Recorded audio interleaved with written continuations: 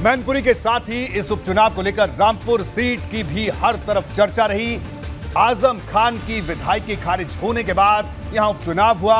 इसी साल हुए विधानसभा चुनाव में यहां 56% से ज्यादा वोटिंग हुई थी, लेकिन ताजा उपचुनाव में वोटिंग की रफ्तार बेहद कम रही। रामपुर विधानसभा सीट पर शाम 5 बजे तक सिर्फ 31.22% वोटिंग हुई। सपा का आरोप है कि प्रशासन ने भाजपा के साथ मिली भगत कर उसके समर्थकों को वोट डालने से ही रोक दिया। पूरे दिन इस पर सियासत गर्म रही। वहीं भाजपा ने भी कुछ इसी तरह के आरोप सपा पर लगाए।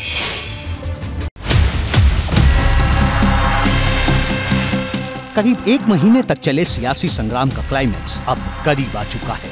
8 दिसंबर को यूपी विधानसभा में रामपुर की नुमाइंदगी कौन करेगा, ये सवाल अब ईवीएम में बंद है। 32 या 33% या 34% जो है वो मतदान रहा है। आज जो उपचुनाव हुआ है, आप देख सकते हैं कि जो ईवीएम है उसको सीलिंग की जो प्रोसेस है वो चल रहा है, और जो निर्वाचन आयोग की तरफ से कर्मचारी लगे हुए हैं वो ईवीएम्स को यहाँ पर सील कर रहे हैं। आप देख सकते हैं जो पोलिंग बूथ के अंदर, और यहाँ से ये जो ईवीएम मशीन्स हैं ये स्ट्रॉन्ग रूम के लिए जाएंगी, जो मंडी समिति में बनाया हुआ स्ट्रॉन्ग रूम। मतदान के बाद सभी पोलिंग बूथों पर ईवीएम को सील कर रामपुर में मंडी स्थल पर बनाए गए स्ट्रॉन्ग रूम में रखा गया है, जहां सुरक्षा के पुख्ता इंतजाम किए गए हैं।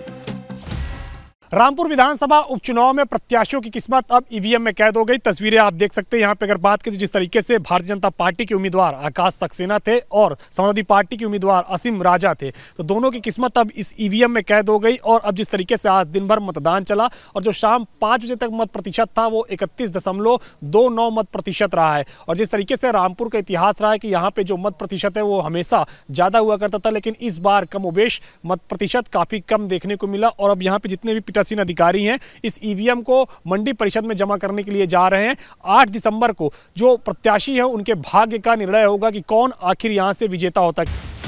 रामपुर विधानसभा क्षेत्र में शाम 5 बजे तक 31.22% मतदान हुआ, जबकि इसी साल हुए विधानसभा चुनाव में वहां करीब 56% वोट पड़े थे, जिस पर घमासान छिड़ा है। पूरे दिन आरोप लगाए जाते रहे कि भाजपा सरकार के इशारे पर मुस्लिम मतदाताओं को मतदान करने से रोका गया।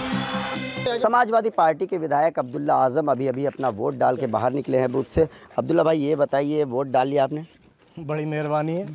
बड़े नाराज दिखाई दे रहे हैं सुबह से। आप मुस्कुरा रहा हूँ, आप कह रहे हो नाराज हो? इधर से हमें नाराज होने का हक कहाँ है? क्यों? हमने तो बहुत पहले कहा था वोट का अधिकार खत्म कर दीजिए। हमने तो बहुत पहले कहा था कि सर्टिफिकेट दे दीजिए। बिला वजह एक दिन खराब किया, सारी मशीनरी परेशान, पुलिस के अधिकारी परेशान, पुलिस वाले बेचारे डंडे चला रहे हैं, थक रहे हैं, बुजुर्ग महिलाएं पिट रही हैं, हाथ टूट रहे हैं उनके, खून निकल रहे हैं उनके। आपको किसी ने रोका तो नहीं यहाँ तक आने में? अरे मेहरबानी है ये, आप लोगों ने थोड़ी बहुत पहचान दिला दी है तो कम से कम फर्जी वोटर होने का इल्ज़ाम नहीं लगाए। अच्छा, वरना क्या फर्जी वोटिंग हो रही है? मैं कह रहा हूँ फर्जी वोटर का इल्ज़ाम लगा के मुझे ही भगा देते। नाराज क्यों हैं आप? अरे मैं नाराज हुई नहीं। लोकतंत्र का पर्व है, वोटिंग हो रही है, आपने वोट किया है। पर्व में वो देखो 100 लोग खड़े हैं लाइन में। पर्व में देखो। समाजवादी पार्टी की ओर से लगातार कहा गया कि पुलिस मतदाताओं को पोलिंग बूथ तक आने से रोक रही है। पोलिंग बूथ खाली पड़े हैं। हालांकि मतदान के आखिरी घंटों में जो तस्वीर दिखी वो अलग थी। रामपुर के सिविल लाइन इलाके में विद्या मंदिर इंटर कॉलेज में बने बूथ पर बड़ी संख्या में मतदाता अपनी बारी का इंतजार करते दिखाई दिए। रामपुर में विधानसभा उपचुनाव के लिए मतदान हो रहा है और आखिरी लम्हों का मतदान हो रहा है। आप देख सकते हैं कि 5:30 बज चुके हैं, लेकिन जो मतदाता हैं उनके अंदर जोश जो है वो बरकरार है। मतदाता जो हैं जो आखिरी आधा घंटा बचा है उसमें भी अपने मत का प्रयोग करने के लिए यहाँ पर बड़ी तादाद में आए हुए हैं। ये बूथ संख्या 281 है, दीपा जोशी, और यहाँ पर मतदाता अपने मत का प्रयोग कर रहे हैं। फिलहाल प्रशासन की भूमिका और कम मतदान को लेकर सपा और भाजपा में तकरार जारी है। एबीपी गंगा के लिए रामपुर से उबैदुर रहमान के साथ अविनाश तिवारी की रिपोर्ट। रामपुर से आज एक विवादित बयान सामने आया। सपा के विधायक अब्दुल्ला आजम ने राज्य सरकार पर निशाना साधते हुए कहा कि चीन और उत्तर कोरिया में रामपुर से ज्यादा लोकतंत्र है। उन्होंने आरोप लगाया कि रामपुर में वोटिंग के लिए पहुंचे लोगों को मारा पीटा गया। अब्दुल्ला ने कहा कि ऐसे चुनाव का कोई मतलब नहीं, बेहतर यह होता कि भाजपा के प्रत्याशी को पहले ही जीत का सर्टिफिकेट दे दिया जाए। मुझे तो यहाँ का लोकतंत्र देख के ऐसा लगता है कि चीन और नॉर्थ कोरिया से में भी यहाँ से ज़्यादा लोकतंत्र है। वहाँ कम से कम एक आदमी खड़ा होता है, लेकिन वोट तो सब डाल लेते हैं। वोटरों को पहुँचने का देना है। अच्छा। पूरे मुस्लिम मोहल्ले टारगेट है। 1 किलोमीटर की दूरी पर पुलिस खड़ी हुई है बाकायदा, और फिर उसके बाद भी पुलिस खड़ी हुई है। वहीं पे लोगों को रोका जा रहा है कि आप नहीं जाएंगे। कभी प्रशासन पर आरोप लगाते हैं, कभी पार्टी पर आरोप लगाते हैं, लेकिन प्रशासन जिस तरीके से काम कर रहा है, मैं कहूँ ईमानदारी से, मैं समझता हूँ कहीं इतनी ईमानदारी से काम नहीं हो रहा हो जितना रामपुर में कर रहा है।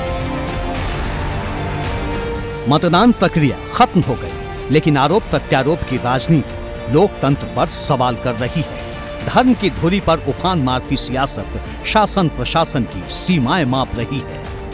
रामपुर विधानसभा उपचुनाव में सपा विधायक अब्दुल्ला आजम ने प्रशासन की भूमिका पर गंभीर आरोप लगाए हैं, लोकतांत्रिक व्यवस्था पर सवाल उठाए हैं।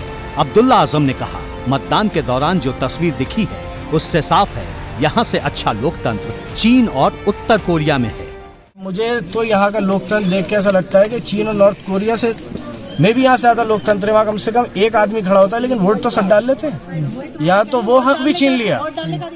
भाजपा ने अब्दुल्ला के उत्तर कोरिया और चीन से रामपुर के लोकतंत्र की तुलना करने पर तीखा पलटवार किया।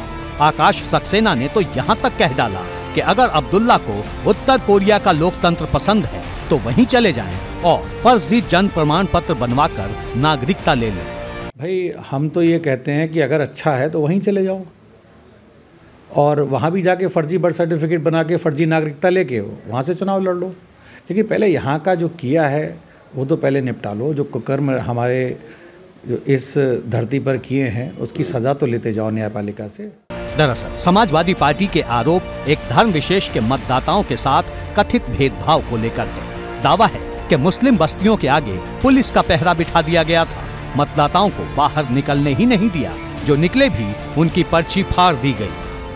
वोटरों को पहुँचने का देना है। अच्छा। पूरे मुस्लिम मोहल्ले टारगेट है।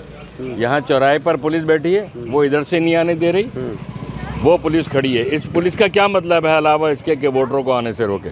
ये वजह क्या है इसकी? वजह यह है कि यहाँ भारतीय जनता पार्टी कभी जीत ही नहीं सकती। 1 किलोमीटर की दूरी पर पुलिस खड़ी हुई है बाकायदा, और फिर उसके बाद भी पुलिस खड़ी हुई है। वहीं पे लोगों को रोका जा रहा है कि आप नहीं जाएंगे। पर्चियां लेकर उनकी फाड़ी जा रही हैं, मतदाताओं को मारा पीटा जा रहा है। बुजुर्ग अभी एक मुझे मिले थे जिनका हाथ तोड़ दिया गया है। इन हालात में ये एक मजाक है इलेक्शन। मैनपुरी संसदीय क्षेत्र और खतौली विधानसभा क्षेत्र की तुलना में रामपुर में सबसे कम मतदान हुआ है। पूरे दिन इसी को लेकर सवाल उठते रहे, जो मतदान खत्म होने के बाद भी बने हुए हैं। उत्तर प्रदेश में भाजपा ने सत्ता का दुरुपयोग किया है। लगातार लोकतंत्र की हत्या करने में वो अपनी भूमिका निभा रही है। सरकार ने यही तय कर लिया कि उसे आयोग नहीं मानना है, चुनाव की रीतियों और नीतियों को नहीं मानना है, तो कुछ भी करे उसके लिए स्वतंत्र है। वो booth capturing Bharatiya Janata party के लोग अलोकतांत्रिक तरीके से कर रहे हैं। मैं समझता हूं कि आज लोकतंत्र बहुत शर्मसार हो रहा है।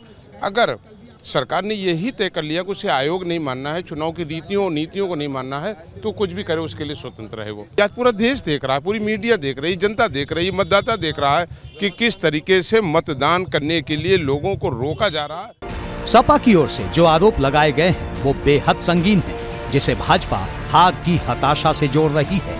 कभी प्रशासन पर आरोप लगाते हैं, कभी पार्टी पर आरोप लगाते हैं, लेकिन प्रशासन जिस तरीके से काम कर रहा है, मैं कहूँ ईमानदारी से, मैं समझता हूँ कहीं इतनी ईमानदारी से काम नहीं हो रहा हो जितना रामपुर में कर रहा है। मैं कोई शिकायत अभी तक ऐसी नहीं मिली है कि जो प्रशासन के ऊपर लगाई जाए, लेकिन उनकी आदत है, कल भी चुनाव से पहले ही धरने पे बैठ गए वो लोग, और उन्हें तो पता ना ऊपर से कहाँ से अंतर्यामी है क्या है, वो सूचना मिल जाती है कि कल को ऐसा होना जा रहा है। अब सबकी नजर 8 दिसंबर को आने वाले नतीजों पर है कि आखिर आने वाले वक्त में विधानसभा में रामपुर की रहनुमाई का ताज किसके सिर सजता है। एबीपी गंगा के लिए रामपुर से उबैदुर रहमान के साथ ब्यूरो रिपोर्ट।